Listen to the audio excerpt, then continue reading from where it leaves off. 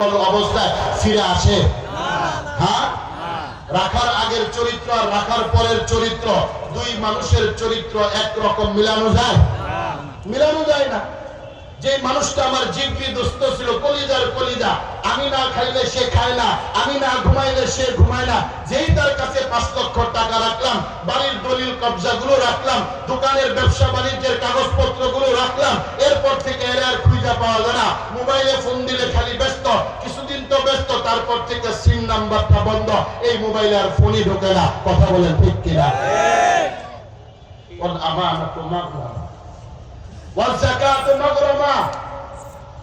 যাকাতকে জরিমানা মনে করে। নামাজ পড়তে পড়তে কপালে দাগ পড়ে যায়, সারাদিন মসজিদে থাকে, নাম্বার আউয়াল, একেবারে কাতারের মধ্যে সবার আগে, মসজিদে ঢুকে সবার আগে, বের হয় সবার পরে, কিন্তু যাকাতের কথা জিজ্ঞেস করলে যাকাতের মধ্যে একটু ঝামেলা আছে। কথা বলেন ঠিক কিনা? যাকাতকে নিজেদের জন্য জরিমানা মনে করা হয়।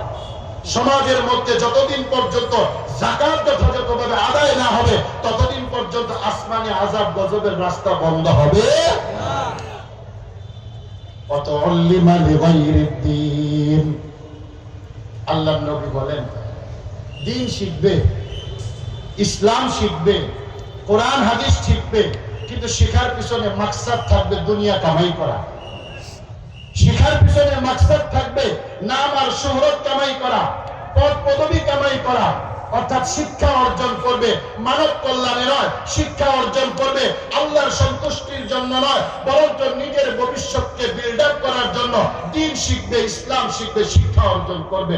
বর্তমান সময়ে যে কোনো শিক্ষায় শিক্ষিত হোক, জাগতিক শিক্ষার প্রত্যেকটা সেক্টরের মধ্যে আমরা যদি দেখতে পাই, 95% মানুষ শিক্ষা অর্জন করে, ডাক্তারি পড়ে দুনিয়া কামাই করার জন্য, ইঞ্জিনিয়ার আর্কিটেকচারাল নিয়ে পড়াশোনা করে দুনিয়া কামাইয়ের জন্য, উকিল ব্যারিস্টার আইন নিয়ে পড়াশোনা করে দুনিয়া কামাই করার জন্য। কথা বলে ঠিক কিনা?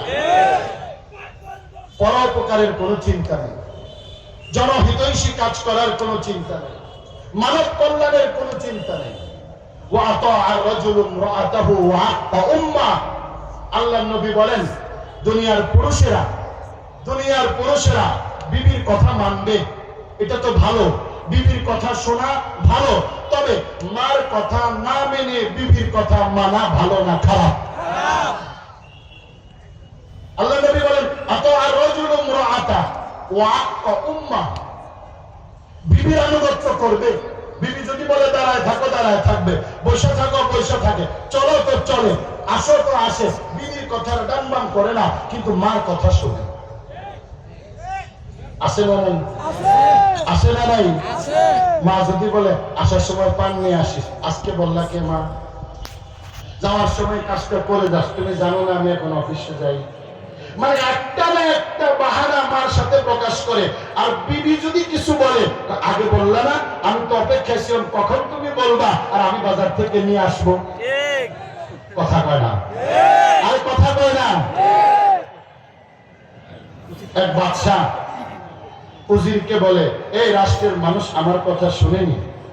শুনে তো না, বাদশা দেখলে তো মনে হয় না। আপনার কথা না শুনে কার কথা শুনবো? মনে হয় আমার কথা বেশি শুনে না। তাহলে একটা পরীক্ষা করেন। আচ্ছা, সবাইকে ডাকো। রাষ্ট্রের সবাইকে ডাকছে।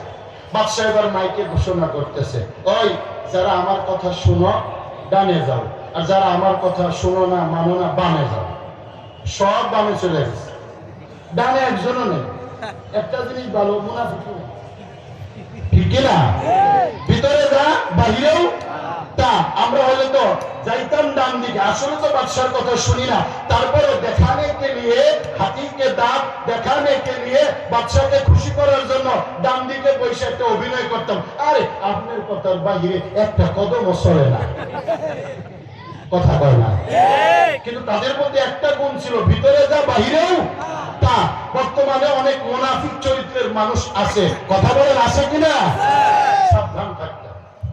মুআজ্জাজ সাহাবীন তো সবাই চলে গেল বামে, ডানে একজনও নেই। একজন মানুষ ডানেও না বামেও না, মাঝ বরাবর বসা। বাদশা জিজ্ঞেস করে, কি ব্যাপার? ডানে তো গেলাই না, বামেও তো গেল না, সোজা নাক বরাবর বসা। কি? লোকটা বলে, হুজুর বাসা থেকে যখন বের হইছি ঘরের মানুষ বইলা দিছে বাদশার কথায় যদি ডাইন বাম করো তাহলে কিন্তু খবর আছে, এই জন্য আমি ডানেও যাইতে পারতেছি না বামেও যাইতে পারতেছি না, আমি মহাবিপদে পড়ে গেছি।